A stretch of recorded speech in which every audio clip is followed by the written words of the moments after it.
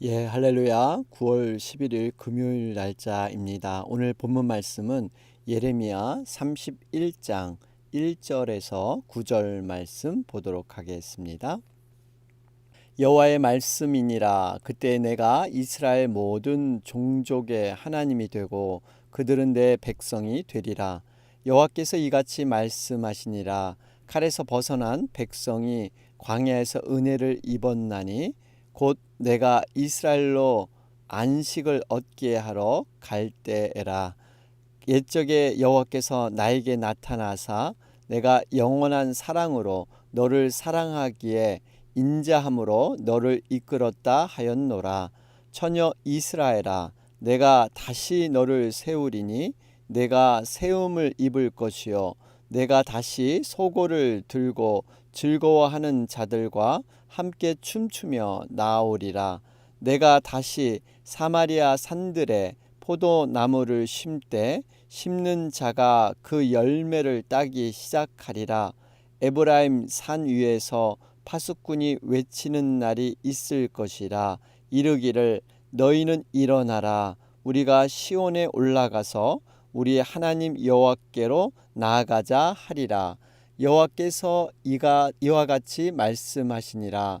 너희는 여러 민족의 앞에 서서 야곱을 위하여 기뻐 외치라. 너희는 전파하며 찬양하며 말하라. 여호와여, 주의 백성 이스라엘의 남은 자를 구원하소서 하라. 보라, 나는 그들을 북쪽 땅에서 인도하며 땅끝에서부터 모으리라. 그들 중에는 맹인과 다리 저는 사람과 잉태한 여인과 해산하는 여인이 함께 있으며 큰 무리를 이루어 이곳으로 돌아오리라. 그들이 울며 돌아오리니 나의 인도함을 받고 강구할 때 내가 그들을 넘어지지 아니하고 물 있는 계곡의 곧은 길로 가게 하리라. 나는 이스라엘의 아버지요 에브라임은 나의 장자니라. 아멘. 예, 우리 계속해서 예레미야 31장 살펴보는 가운데 있습니다. 우리 예레미야 30장에서 33장까지는요 위로의 책이라고 불리고 있습니다. 선민 이스라엘이 어떻게 회복될 것인가, 하나님은 구체적으로 이스라엘 백성들에 대한 그 계획들을 이렇게 말씀해 주면서 위로를 얻는 귀한 본문의 말씀인 것입니다. 자, 그러면서 오늘 1절 말씀 함께 보실까요? 여호와의 말씀이니라. 그때 내가 이스라엘 모든 종족의 하나님이 되고 그들은 내 백성이 되리라. 이스라엘의 모든 종족의 하나님이 된다는 겁니다. 여기서 모든 종족, 여러분 예외 없이 하나님께서는요 빠짐없이 모든 자들을 회복시켜 주신다는 약속을 보여주고 있습니다. 여러분, 우리가 다윗의 혈통을 이었던 유다 왕족만 이렇게 포함된 것이 아니라 남유다뿐만 아니라 북이스라엘까지도 전 민족의 차원에서 회복이 일어나게 될 것이다. 이렇게 말씀하고 있는 것입니다. 원래의 모습, 조금도 부족함이 없는 원래의 모습으로 하나님은 회복시켜 주실 줄로 믿습니다. 마치 돌아온 탕자가 아버지께 돌아왔을 때 금가락지를 이렇게 끼우고 옷을 갈아입히죠. 이것은 과거의 그 아들로서 모든 것을 회복시켜 주는 것을 의미하고 있습니다. 비록 탕자는 정말 종의 모습이라도 받아주기를 원했지만 아버지는 과거에 그대로 그 모습 그대로 다 받아주신다는 것입니다.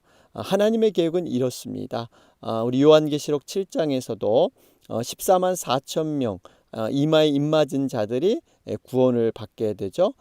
여러분 12지파 각 12지파에서 1만 2천씩 곱하게 되면 14만 4천이 나오게 됩니다. 그러니까 모든 지파에 있는 사람들, 하나님의 구원받을 모든 자들이 완전히 회복될 것이다. 이것은 단순히 문자적인 해석이 아닙니다.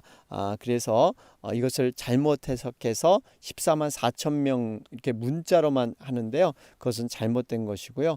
이것은 영적인 그러한 해석으로 우리가 가져가야 되는 것입니다. 2절 말씀에 여호와께서 이같이 말씀하시니라 칼에서 벗어난 백성이 광야에서 은혜를 입었나니. 그렇죠?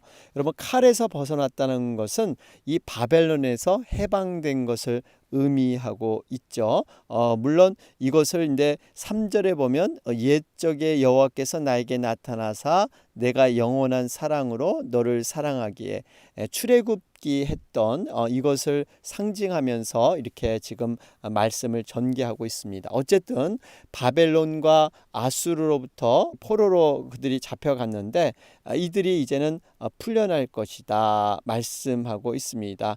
광야라는 곳, 힘들고 낯선 곳이긴 하지만 이 광야를 통해서 하나님의 백성들이 연단되는 곳이죠.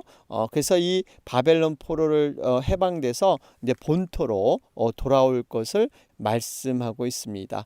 여러분, 이것은 참된 안식은 뭐냐? 우리가 하나님의 품으로 돌아오는 것. 어떻게 보면 이 땅의 삶들은 그 과정 가운데 놓였는데 연단의 과정인 것입니다. 우리가 정말 하나님의 품으로 돌아오기까지는 여러 가지 연단의 과정, 결국 우리를 연단시키셔서 성도로서 하나님 앞에 거룩하게 구별시키기 위해서 모든 연단의 과정을 허락하신 줄로 믿습니다. 성도는 구별된다는 의미입니다. 우리는 세상과 뭔가 달라야 되는데 그 다름의 그 기준이 거룩이라는 것이죠. 이 거룩을 통해서 하나님께 영광 돌리는 것이 바로 우리의 모습입니다. 그래서 성도들에게는요, 두 가지 일만 있습니다. 세상에서 겪는 것은요, 성도들은 좋은 일과 의미 있는 일. 여러분, 좋은 일과 나쁜 일은 성도에겐 없습니다. 나쁜 일이라는 건 없습니다. 왜냐하면 우리가 그리스도 안에 있으면 나쁜 일도 의미 있는 가치 있는 일로 여러분 변화될 줄로 믿습니다. 그 일들을 통해서 교훈을 받고 또 우리가 배움을 얻고 하나님 앞에 연단을 통해서 그 나쁜 일로 보이는 것조차도 하나님은 합력하여 선을 이루시는 그러한 분인 줄로 믿습니다. 우리가 이러한 마음으로 우리 인생을 살아가야 되는 것입니다. 근데 3절 말씀 보면 옛적에 여호와께서 나에게 나타나사 내가 영원한 사랑으로 너를 사랑하기에. 여러분, 옛적에라는 말 두 가지로 해석이 됩니다. 하나는 시간적인 그러한 의미로 오래전부터, 또 하나는 공간적인 의미도 있습니다. 이것은 먼 곳에서부터 이런 의미죠. 그러니까 지금 하나님께서는 시온으로부터 먼 바벨론에 이르기까지 이스라엘 백성들을 영원한 사랑으로 그렇게 찾아오셨다는 것을 말씀하고 있습니다. 그런데 오래전부터라든지 공간적으로 먼 곳에서부터라든지 이 두 가지를 다 이렇게 하나님께서 할 수 있는 근거가 뭐냐? 3절에 보면 내가 영원한 사랑으로. 영원한 사랑은요, 한결같이 변함없는 사랑을 의미하고 있습니다. 그러니까 하나님께서 이렇게 하실 수 있는 그 이유는 바로 이 사랑 때문에 그렇습니다. 예나 지금이나 변함없는 사랑. 그런데 우리는 이 사랑을, 정말 이 신실하신 사랑을 붙들고 나가야 합니다. 때로는 우리의 삶 가운데 고난과 하나님의 징계로 힘든 일이 있으면 Why not? 왜 나에게 이런 일이 생깁니까? 우리는 하나님의 사랑을 의심할 수가 있는데요. 여러분, 분명히 이것은 아닙니다. 하나님은 그때도 변함없이 우리를 극진하게 사랑하시는 줄로 믿습니다. 마치 철없는 아이가 부모님께서 어떠한 그 야단을 치고 징계를 하면 부모님에 대해 사랑에 대해서 의심을 하는 거죠. 심지어는 내 진정한 부모가 아닌가, 아니지 않은가 하는 의심조차도 하는데요. 이건 정말 말 그대로 철이 없는 거죠. 여러분, 사랑은 어떤 죄까지도 묵인하는 것은 아닙니다. 하나님의 사랑은요, 잘못하고 있는데 하는데 잘못된 길로 들어갔을 때는 하나님은 반드시 사랑하는 자에게 징계도 허락하신 줄로 믿습니다. 여러분, 사랑은 반대말은 무관심이라 그랬죠. 그저 묵인하고 그저 방관하는 것. 여러분, 이것이 사랑의 속성이 전부가 아니다 하는 것을 다시 한번 보게 됩니다. 자, 그러면서 4절 말씀에 처녀 이스라엘아 내가 다시 너를 세우리니, 이스라엘을 뜻할 때 여러 가지 그런 지칭이 있는데 여기선 처녀라고 있어요. 처녀 이스라엘. 여러분, 처녀의 의미는 뭡니까? 정조이지 않겠습니까? 오로지 남편 신랑만을 바라보면서 준비하는 모습, 일편단심, 주바라기. 여러분, 해바라기가 해만 바라봐서 항상 해 쪽으로 얼굴을 향한다 그러죠. 바로 이런 의미, 지금 신앙의 정조를 이스라엘들이 생명처럼 이렇게 지켜야 하는데, 사실 이스라엘 백성들이 어떻게 했습니까? 호세아서를 보면 호세의 아내인 고멜이 등장을 하죠. 이 고멜은 북이스라엘의 음란함을 상징적으로 보여주기 위해서 호세아 아내로 이렇게 등장을 시켰죠. 호세와 결혼했지만 만족하지 못하고 다른 남자와 음란을 이렇게 행하는 바로 문제. 이것이 어떻게 보면 이스라엘 백성들의 그러한 실체라는 것입니다. 하나님이 그토록 사랑해서 이스라엘을 정말 신부로 맞이했는데 하나님으로 만족하지 못하고 이방 우상 숭배를 행했던 이스라엘의 영적인 상태. 여러분, 어떻게 보면은 지금 이스라엘 백성들의 지금 처지가 어떻습니까? 바벨론의 포로로 끌려가서 과거처럼 정말 이렇게 하나님의 완전한 신부로서 돌아올 수 없는 이러한 자격 없는 모습이었죠. 그런데 하나님께서는 지금 과거의 그 모습 그대로 처녀 이스라엘로 여기시며 완전한 회복을 약속하고 계십니다.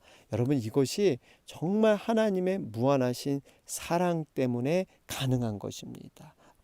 여러분, 인간으로서는 이건 가능할 수가 없죠. 어떻게 과거의 그 모습 그대로 돌아갈 수 있을까? 여러분, 하나님의 사랑이기 때문에 가능하다는 것입니다. 자, 그러면서 5절에 내가 다시 사마리아 산들의 포도나무들을 심되 심는 자가 그 열매를 따기 시작하리라. 여러분, 사마리아 산들, 사마리아라는 곳, 여러분 어떤 곳입니까? 혼혈인으로 살아서 신약시대 사람들이 그 땅은 이방 땅처럼 여겼던 아주 불결한 땅으로 여겼던 곳인데 그곳에도 정말 회복이 일어난다는 거예요. 그러니까 이 사마리아 땅까지 포함해서 하나님은 완전한 회복을 계획하고 계시다는 사실입니다. 그러면서 여기서 보면 이렇게 심는 자가 그 열매를 따기 시작하리라. 여러분, 심는 자가 열매를 딴다는 것은요, 두 가지 의미가 있습니다. 하나는 하나님께서 이런 회복을 통해서 평화를 유지시켜 주신다는 거예요. 사실 이렇게 심었는데 그 열매를 못 따는 경우가 바로 저주고 심판이다. 이게 이제 신명기 말씀에 나오죠. 얼마나 생각해 보세요. 열심히 농사지어서 다 씨 뿌리고 다 비료도 주고 모든 걸 다 했는데 열매, 수확을 내 손으로 하지 못하는, 여러분, 그 안타까움은 말할 수 없습니다. 이것이 정말 평화가 유지되기 때문에 가능한 것이고요. 또 하나는 우리는 흔히들 하나님의 축복하면은 도깨비 방망이처럼 뭔가 이렇게 한순간에 큰 것이 뚝 떨어지는 것, 예기치 않은 일이 이렇게 생겨나는 일을 이것은 하나님이 주신 복이다, 이렇게 생각하는데, 여러분, 성경에서 말하는 복은요, 이런 복이 아닙니다. 주된 성경의 복은요, 인간이 열심히 수고하고 노력한 것을 통해서 얻어지는 복, 그 수고한 만큼, 자신이 땀 흘린 것만큼 대가를 얻는 것, 이것이 자연스러운 일상의 삶인 것 같지만 여러분, 이것도 하나님의 복으로 우리가 여겨야 될 줄로 믿습니다. 왜 그럴까요? 여러분, 사실 심은 자가 거둘 수 있다는 것, 이것은 자연스러운 것 같지만 사실 하나님의 보호하심과 인도하심이 아니면 여러분 이것을 건질 수가 없습니다. 농부들이 열심히 모든 일을 해도요, 자연이 따라주고 여러 가지 환경이 따라줘야만 이렇게 열매를 맺고 수확을 하는 것이지 저절로 되지 않습니다. 밑 빠진 독에 물 붓기.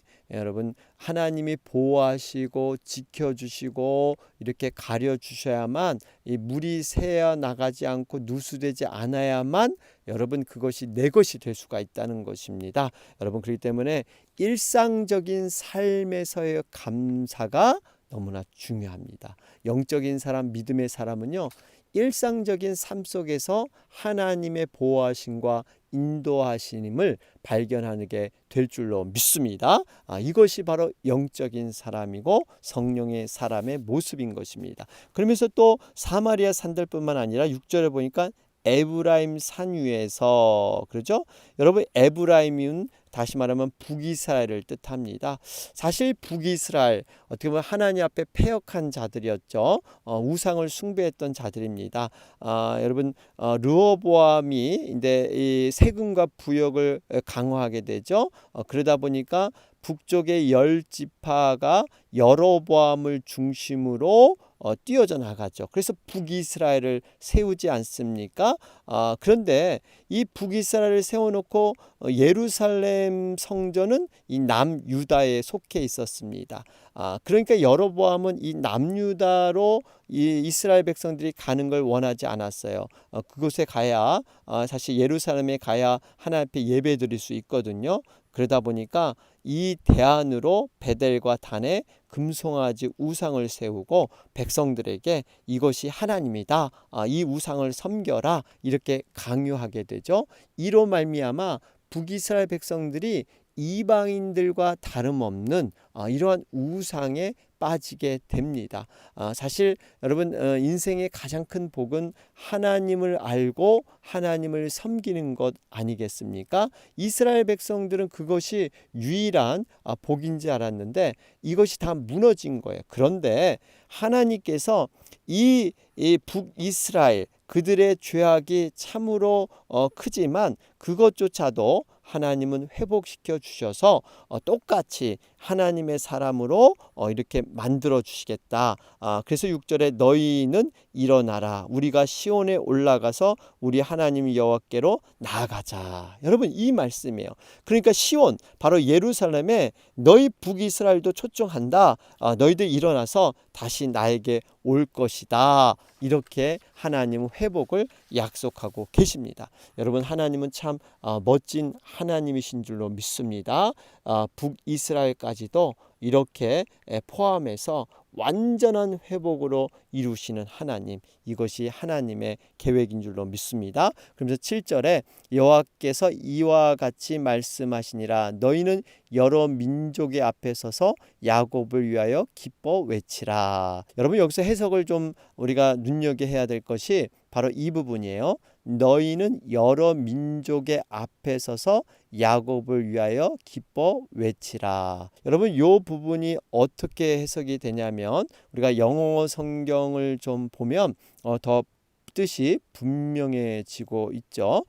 Sing with joy for Jacob, shout for the foremost of the nations, 이렇게 기록되어 있죠.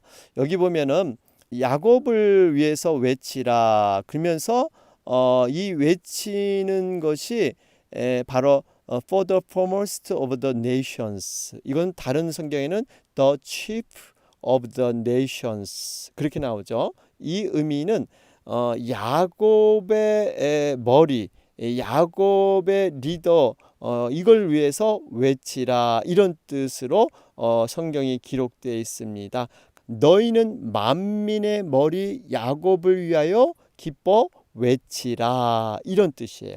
머리 야곱, 야곱을 위해서. 여러분, 이 의미는 그냥 너희는 여러 민족 앞에 서서 야곱을 위하여 기뻐 외치라, 이거보다 더 뜻이 깊죠. 여기 보면 머리, 리더인 야곱, 이 머리라는 말이 있어요. 우두머리, 이런 머리. 여러분, 그러니까 이 이스라엘은 하나님께서 회복시켜 주시는데 만민의 머리, 만민의 대표자로서 이렇게 회복시켜 주시기 때문에 기뻐 외치라, 이런 뜻이에요. 사실 이스라엘 백성들이 지금 상황이 어떻습니까? 이렇게 포로로 잡혀갔잖아요. 비참한 종살이하는 상황. 그런데 이런 모든 상황을 뒤엎어서 이제는 포로로 해방될 뿐만 아니라 머리로서 모든 것을 회복시켜 주신다는 말씀을 주신 겁니다. 얼마나 이스라엘 백성들이 이 마음속에 가슴이 뜨거워지겠어요. 거룩한 나라, 하나님의 소유된 백성, 왕 같은 제사장. 여러분, 그렇기 때문에 우리 성도들도요, 바로 이러한 자부심이 있어야 됩니다. 우리가 정말 어떤 형편에 있든지 간에 우리는 세상의 머리로 살아가야 될 줄로 믿습니다. 세상에 이끌려 가서는 안 되고요. 세상을 끌고 가는 자들, 머리 역할이 바로 그런 역할이지 않습니까? 그런데 머리가 머리 역할을 감당하지 못하면 이로 인해서 세상으로부터 지탄받게 되는 것이죠. 빛과 소금의 역할을 감당하는 것, 머리 역할을 감당하는 것, 바로 이것이 하나님의 뜻이다 하는 것을 볼 수가 있습니다. 그러면서 7절 말씀, 이스라엘의 남은 자를 구원하소서 하라. 여러분, 남은 자, 우리는 어찌하든지 정말 끝까지 말씀으로 진리 편에 남은 자로 살아가야 될 줄로 믿습니다. 그래서 8절 말씀을 보면 여기서 이제 그 인도되는 과정을 얘기하고 있는데, 여기에 그 나오는 그 대상자들이 보면 맹인과 다리 저는 사람과 잉태한 여인과 해산하는 여인이 함께 있으며 큰 무리를 이루어 이곳으로 돌아오리라. 그렇죠? 여러분, 여기 나온 사람들 보면 철저히 남의 도움을 받아야만 움직일 수 있는 존재들이죠. 여러분, 맹인은 그의 손을 잡고 걸어야 합니다. 다리 저는 사람에 대해서는 부축해 줘야 되고요. 임산부나 해산하는 여인은 그 갓난아이의 안전을 각별히 유의해서 이렇게 옮겨야 되는 것이죠. 여러분, 이 의미는 서로 도움이 필요하고요. 특별히 이 사회적인 약자, 연약한 자를 배려하는 의미가 들어 있습니다. 여러분, 교회라는 것이 바로 이런 것이죠. 우리가 천국으로 가는, 천상을 향해 가는 거룩한 나그네로, 순례자로 함께 나아가는데, 그 가운데는 이렇게 약자들이 있습니다. 그 약자들을 잘 섬기면서 함께 가는 것, 여러분, 이것이 아름다운 순례의 길인 줄로 믿습니다. 이것이 바로 교회 공동체가 해야 될 일인 것입니다. 그러면서 9절 말씀에 그들이 울며 돌아오리니 나의 인도함을 받고 간구할 때 내가 그들을 넘어지지 아니하고 물 있는 계곡의 곧은 길로 가게 하리라. 나는 이스라엘의 아버지요 에브라임은 나의 장자니라. 여러분, 이 장면은 마치 순례자의 길을 연상하게 됩니다. 여러분, 여행과 순례는 분명히 차이가 있죠. 여행은 자신이 목적하고 자신이 원하는 장소만 갈 수가 있는 것, 그게 가능한 것이 여행입니다. 순례는 그렇지 않습니다. 내가 원하는 길만 곳만 갈 수가 없습니다. 순례는 그저 계획된 대로 모든 것을 다 가야 되는 것, 이것이 다르죠. 그렇기 때문에 순례의 길은요, 항상 어떤 그 미래에 대한 그런 불안함이 따라올 수가 있습니다. 왜냐하면 예상을 하지 못하기 때문에. 여행은 어떤 예상이나 어떤 자기 계획이 가능하지만 순례는 주어진 조건대로, 상황대로 쫓아가야 되는 것입니다. 그래서 평탄한 길, 안전한 길을 확보하지 못합니다. 정말 한 치 앞도 알 수 없는 길을 가야만 되는 거예요. 지금 사실 바벨론에서 약속의 땅 가나안으로 돌아오는 길은 그리 만만한 길은 아닙니다. 왜냐하면 한 번도 지나보지 못한 길이었기 때문에. 지금 이스라엘 사람들이 이렇게 회복해서 고향으로 돌아오는 길이 평탄하고 안전할 수 없다는 거예요. 그런데 하나님이 그 돌아오는 길까지도 하나님이 보호하시고 인도해 주신다는 약속을 주시고 계십니다. 여러분, 하나님께서는 이렇게 철저하세요. 단순히 회복하는 것만 약속하는 것이 아니라, 그리고 너희들이 알아서 해라, 이게 아니라 하는 과정까지도 하나님은 배려해 주시고 하나님의 인도함이 있다는 거예요. 여러분, 그렇기 때문에 우리가 정말 하나님을 이렇게 따를 수 있는, 정말 이러한 모든 것들이 다 주어지고 있는 것이죠. 그런데 한 가지 조건이 있습니다. 여기 보면 그들을 넘어지지 않게 하고 무리는 계곡의 길을 걷게 하시는데, 그 한 가지 조건이 뭐냐면 바로 앞에 나오죠. 나의 인도함을 받고 간구할 때. 여러분, 이 말씀이 중요합니다. 하나님의 인도함을 받아야 되고요, 우리가 기도로서 간구해야 될 줄로 믿습니다. 그러니까 안전하게 하나님의 인도함을 받고 그 길을 헤쳐나오는 방법은 우리가 하나님 앞에 기도해야 됩니다. 그리고 하나님의 인도함, 성령의 그 인도함을 우리는 받아야만 가장 안전하게 나올 수 있다는 것입니다. 여러분, 분명하게 우리는 쉬지 말고 기도하라고 하나님은 말씀해 주시죠. 그렇기 때문에 우리가 쉬지 말고 기도하는 가운데 성령의 음성을 우리가 바로 듣고 하나님의 뜻 가운데 세워져 갈 수가 있습니다. 우리의 인생은 어찌 보면 순례의 과정이고요, 또 이렇게 광야길, 아무도 예상하지 못하는 그러한 길을 가야 되는, 그것이 바로 인생의 모습이죠. 그 인생 가운데 어떻게 하는 것이 우리가 안전하고 복된 길을 가는 것인가? 그것은 하나님을 붙잡고 나가는 길입니다. 자, 오늘 말씀 정리해 보면 하늘 아버지의 사랑이 다시 일으켜 세웁니다. 오늘 금요일 날짜입니다. 우리 오전 오후에 우리 목장 모임이 있습니다. 여러분 위해서 계속해서 기도해 주시고요. 우리 또 코로나 사태 해결과 특별히 여러 가지 이 지역에 그런 산불로 인해서 또 여러 가지 공기가 또 혼탁한 가운데 있습니다. 여러분 계속해서 기도해 주시기 바랍니다. 다 같이 기도드리겠습니다.